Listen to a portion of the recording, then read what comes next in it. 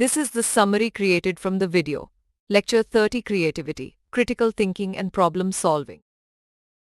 The session opens with an exploration of critical thinking and problem solving, introducing strategies for developing analytical and logical reasoning skills to foster a solutions-oriented mindset.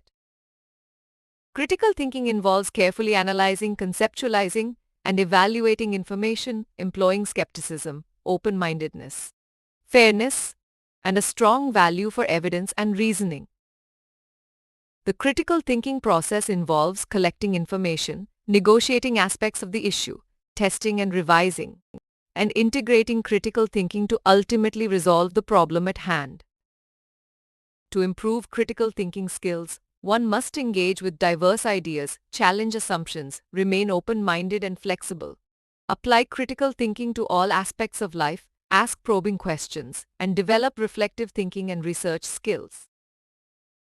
While critical thinking involves intentional reflection, problem solving focuses specifically on identifying, analyzing, and resolving issues, overcoming obstacles to determine the best solution.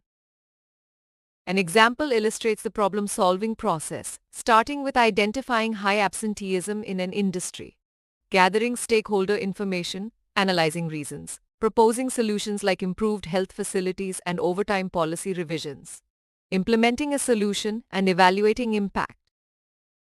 Educational institutions recognize the importance of nurturing critical thinking and problem-solving skills in students through various teaching methods like group discussions, case studies, simulations, structured exercises, and debates. Moving beyond passive information reception, users actively employ critical thinking to solve problems, utilizing information as a tool for finding solutions.